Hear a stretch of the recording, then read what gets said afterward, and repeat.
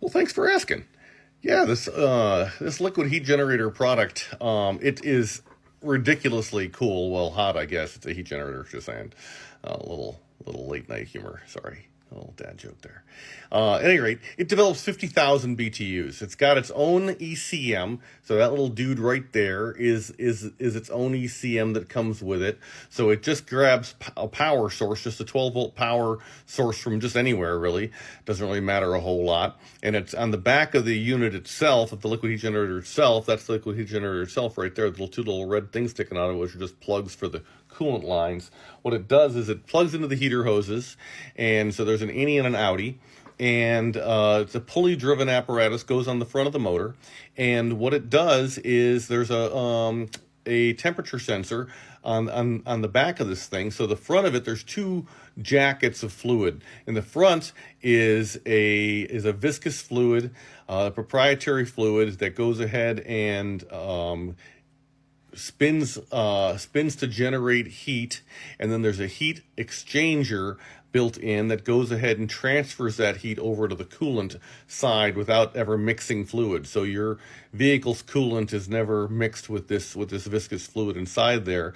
But the ECM, this integrated ECM that is a standalone, this little dude right here, right? He just goes ahead and says, "Oh, look, this puppy's not at operating temperature. Let me go ahead and kick in a clutch on the front." So it's got a little clutch on the front, just like a AC compressor does in our vehicles. Kicks in when it needs to. When you're up to temperature, it kicks out.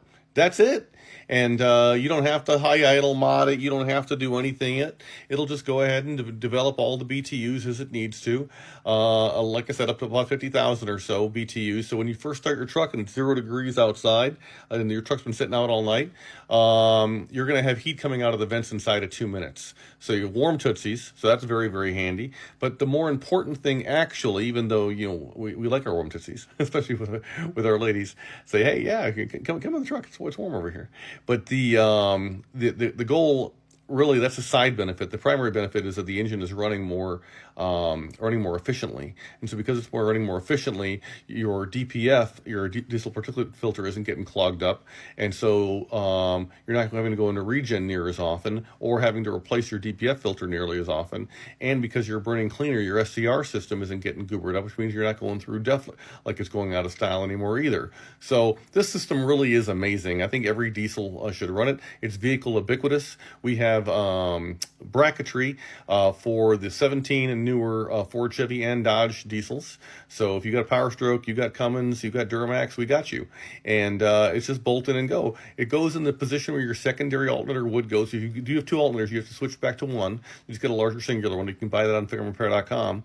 And but that's where it physically goes in. It does come with its own little serpentine belt right there to go ahead and work, because obviously your belt has to be a little bit longer. But it's about an afternoon of your life to install, and then just really, really good. So you'll burn less fuel, you'll have more efficiencies. It's just set it and forget it kind of conversation, and life is good. And this product is available right on our website on FICMRepair.com. So hope this helps. Thank you for the question. Any others? Don't be a stranger, and get this installed before the cold weather hits. All right, FICMRepair.com. We're all in this together.